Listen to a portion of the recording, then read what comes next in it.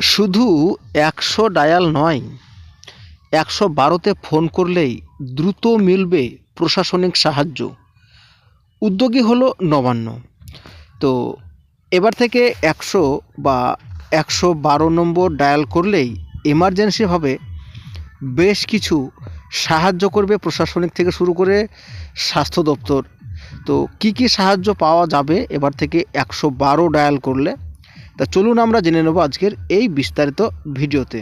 তো এই প্রতিবেদনটা করতে যাচ্ছি আজকেও আমরা বর্তমান পত্রিকা থেকে। তো আশা করছি সাথেই থাকবেন। এবার শুধু ১০০ ডায়াল নয়, ১১২তে ডায়াল করেও মিলবে পুলিশি সাহায্য। নবান্ন সূত্রে এমনটা খবর। রাজ্যে খুব শীঘ্রই এই নতুন হেল্পলাইন নাম্বার চালু হতে চলেছে। শুধু পুলিশ নয়, এই নম্বরে ফোন গেলেই প্রয়োজন মতো মিলবে দমকল, স্বাস্থ্য দপ্তর থেকে শুরু করে সমস্ত জরুরি পরিষেবার সাহায্য। দ্রুত অকুস্থলে পৌঁছে যাবে পুলিশ থেকে শুরু করে জরুরি পরিষেবার সঙ্গে যুক্ত সমস্ত ইউনিট। ফলে যে কোনো ধরনের দুর্ঘটনা বা বিপর্যয় মোকাবিলার অত্যন্ত সুশৃঙ্খলভাবে ও কম সময়ের মধ্যে সম্ভব হবে। প্রশাসনের আশা, এভাবে বাঁচানো যাবে অনেক প্রাণও। পুলিশ, দমকল বা অন্যান্য জরুরি বিভাগের জন্য আলাদা আলাদা হেল্পলাইন রয়েছে রাজ্যগুলিতে, কিন্তু কোনো ঘটনা ঘটলে সাহায্যের জন্য কত নম্বর ডায়াল করবেন তা নিয়ে সাধারণ মানুষের মধ্যে বিভ্রান্ত হয়ে পড়েন। এটা কিন্তু সত্যি একদম ঠিকই কথা।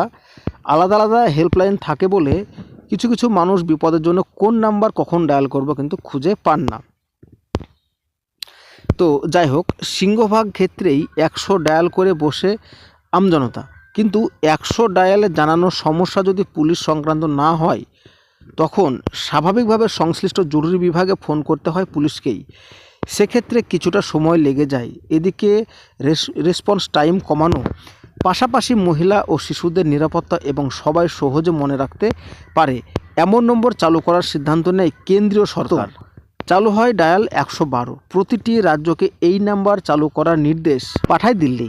অন্য রাজ্য চালু করলেও এতদিন পশ্চিমবঙ্গ তা চালু করা যায়নি। এই সংক্রান্ত পরিকাঠামো গড়ে তোলার জন্য কেন্দ্র অর্থ বরাদ্দ না করায় গোটা প্রক্রিয়াটি থেমেছিল। নবান্ন সূত্রে খবর, এই অবস্থায় নির্ভয়া তহবিলের টাকায় প্রকল্পটি করার জন্য উদ্যোগ নেওয়া হয়েছে। এর জন্য একটি কন্ট্রোল রুম গড়ে তোলা দরকার, যেখানে ১১২ কলগুলি আসবে এবং সেখান থেকে সংশ্লিষ্ট বিভাগের কাছে পৌঁছে যাবে সাহায্যের আবেদন। এই গোটা প্রক্রিয়াটি হবে জিপিএস ভিত্তিক। একই সঙ্গে এই নাম্বারে যিনি কল করলেন তার মোবাইলটি কার নামে নেওয়া, বাড়ির ঠিকানা কি, সমস্ত এমার্জেন্সি রেসপন্স সিস্টেম ভেসে উঠবে। ফলে সংশ্লিষ্ট ব্যক্তিকে চিহ্নিত করার বা তার অবস্থান জানা সহজ হবে। এমনকি কেউ যদি ভুয়ো কলও করেন, সেক্ষেত্রে কলের ভিত্তিতে ওই ব্যক্তিকে চিহ্নিত করে তাকে আটক করে গ্রেপ্তার করা যাবে ওই অভিযুক্তকে। গোটা সিস্টেম চালু করার জন্য একটি অত্যাধুনিক সফটওয়্যার জরুরি, যা সমস্ত ডেটা বিশ্লেষণ করতে সক্ষম। একই সঙ্গে জিপিএস ভিত্তিক ব্যবস্থার জন্য প্রয়োজনীয় কাঠামো গড়ে তুলতে হবে।